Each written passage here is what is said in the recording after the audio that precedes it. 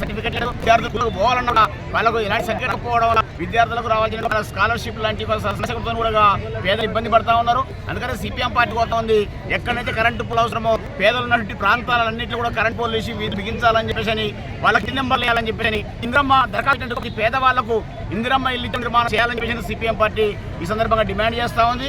అదే కాకుండా ఇవాళ మానుకోట పట్టణంలో కేసీఆర్ ఆ రోజు చెప్పినట్టుగా మన మిషన్ భగీరథ స్కీమ్ ఏదైతుందో మధ్యంతరం ఆగిపోయింది.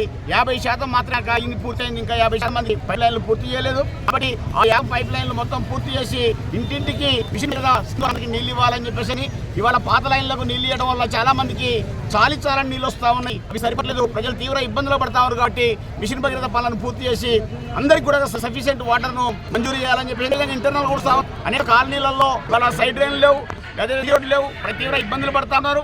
అదే కాదు విలీన గ్రామాలు ఇలా మానుకోట పట్టణంలో చేశారు. వాటికి ప్రత్యేకంగా నిధులు కేటాయించి ఇవాళ విధులపల్లి కావచ్చు, జామలపల్లి కావచ్చు, చెంగపురం, అదేవిధంగా బేతోలు, దాపురం, అనంతరం లాంటి గ్రామాలు ఇవాళ ఇంకా అభివృద్ధికి ఆమె దూరంలో జిల్లా కేంద్రంలో ఉన్న మున్సిపాలిటీలో ఉన్న వాటికి ఏ విధమైన నిధులు లేవు. ఇవాళ వీటికి ప్రత్యేక నిధులు కేటాయించి ప్రాణాలను అభివృద్ధి చేయాలని సిపిఎం డిమాండ్ చేస్తా ఉన్నాం. అందులో భాగంగానే ఒక ధర్నా కార్యక్రమం ఇక్కడ నిర్వహిస్తా ఉన్నాం.